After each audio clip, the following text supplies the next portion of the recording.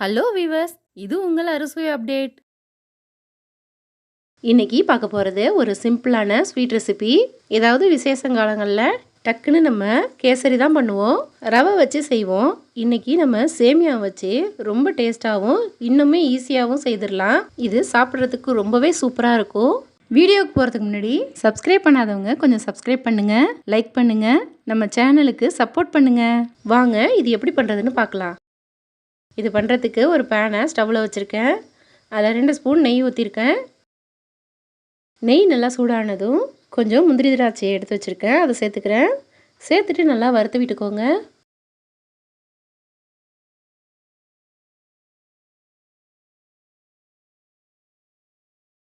இப்போது நல்லா வறுபட்டுடுச்சு.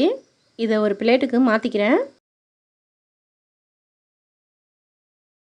அதே நெய்யில் நான் 150 கிராம் சேமியா எடுத்திருக்கேன்.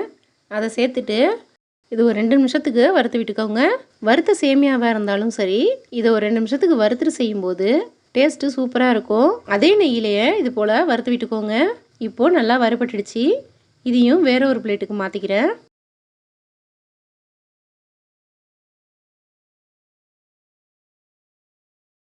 இப்போது இதுக்கு தண்ணி சேர்க்கணும். 150 கிராம் சேமியாவுக்கு நான் 2 டம்ளர் அளவு தண்ணி ஊற்றிக்கிறேன். அதிகம் தண்ணி சேர்த்துறாதீங்க, அப்புறம் சேமியா குழஞ்ச மாதிரி ஆகிடும். நீங்கள் எடுக்கிற சேமியாவுக்கு தகுந்தது போல் தண்ணி சேர்த்துக்கோங்க. இப்போது 2 டம்ளர் தண்ணி ஊற்றிட்டேன். இதில் ஒரு சிட்டிகை அளவு உப்பு சேர்த்துக்கிறேன். 1/4 டீஸ்பூன் அளவு ஏலக்காய் தூள் சேர்த்துக்கலாம். 2 சிட்டிகை அளவு ஃபுட் கலர் சேர்க்குறேன். சேர்த்துட்டு எல்லாத்தையும் ஒரு முறை நல்லா கலந்து விட்டுடலாம். நம்ம சேர்த்த தண்ணி நல்லா கொதிக்கணும்.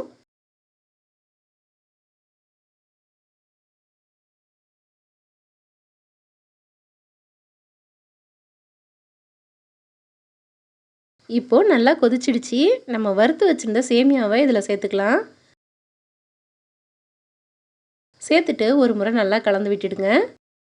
இந்த சேமியா பாதி அளவு வெந்து வர வரைக்கும் கலந்து விட்டுடுங்க.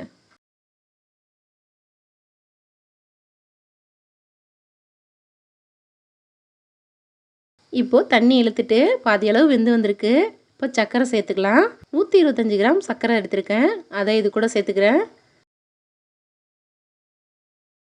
சேர்த்துட்டு நல்லா கலந்து விட்டுடுங்க. உங்களுக்கு இனிப்பு இன்னும் குறைவாக வேணும்னா இன்னும் கொஞ்சம் குறைவாகவே சேர்த்துக்கோங்க.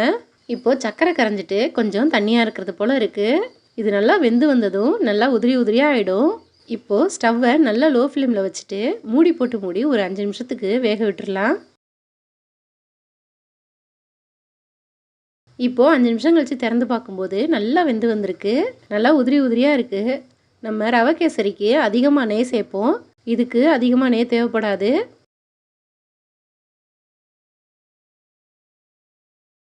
இப்போது 2 ஸ்பூன் நெய் சேர்த்துக்கிறேன்.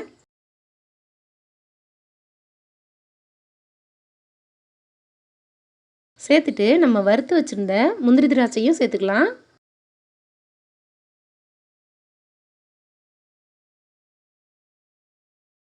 எல்லாத்தையும் கலந்து விட்டுட்டு ஸ்டவ் ஆஃப் பண்ணிக்கலாம்.